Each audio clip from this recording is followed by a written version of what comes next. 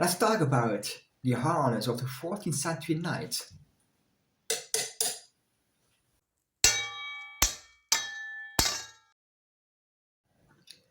So, a medieval harness from the 14th century.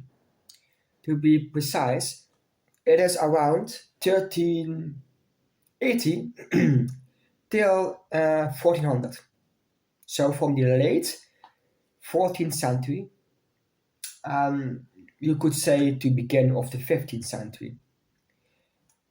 In most cases, it is all about the layered protection that really makes a knight so effective.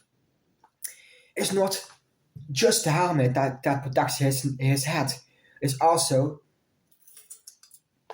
the layers that he has underneath it.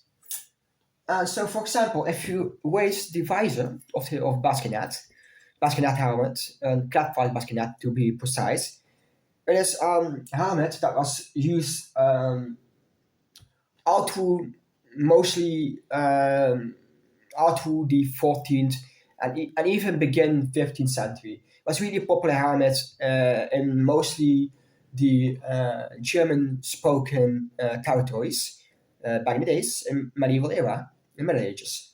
So if you raise the visor, you can already see that it is quite close around the head.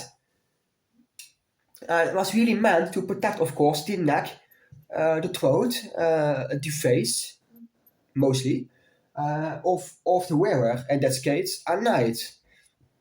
So if you close it, there are no gaps in between, so it protects quite well. But that's not everything. So you have to visor that protects you when the visor is lowered. So it gives you, of course, quite well protection. But if you don't want to fight with your helmet on, some cases they were that stupid to do so.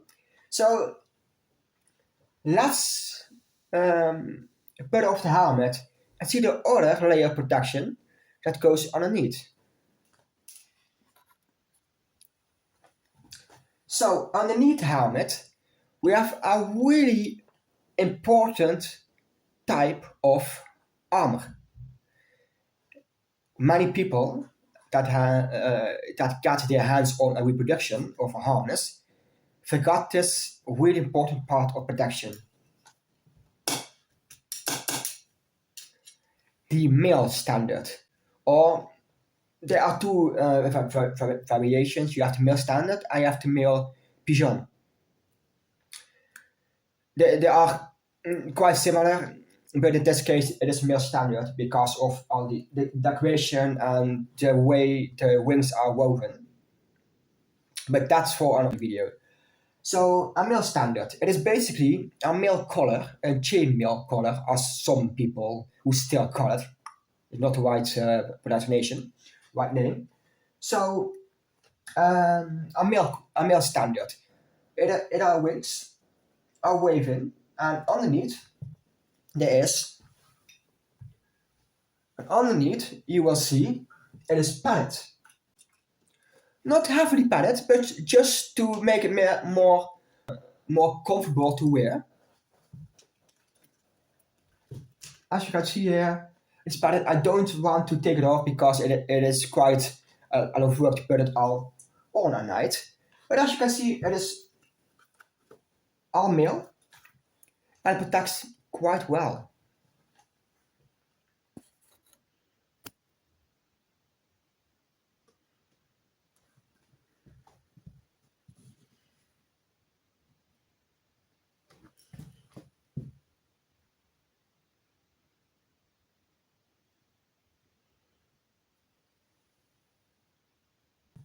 So we have the male standard, and if you look at breastplates from the 14th century, the late 14th century, in many cases they have a so-called stop width.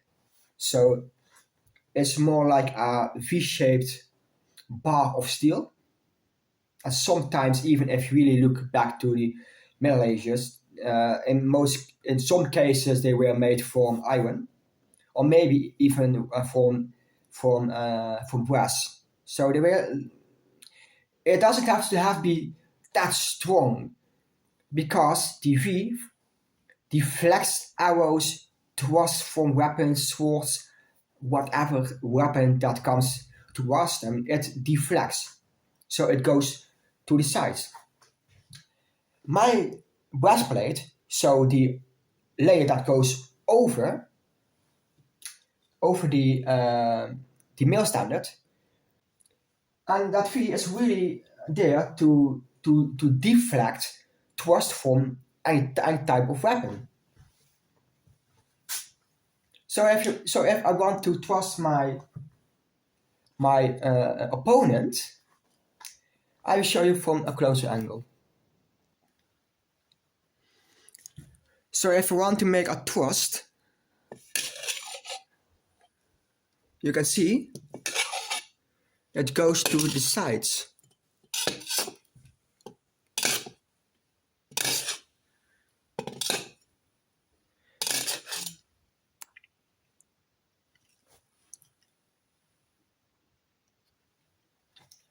So the stop whip is not just there for decoration.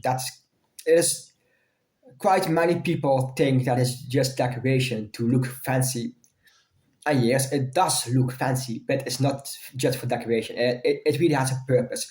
Most things on a medieval harness has its own purpose. They are there for a reason. They are not just for fanciness. Some things are, but mostly they are meant to really protect. So this is all we are talk about in this video.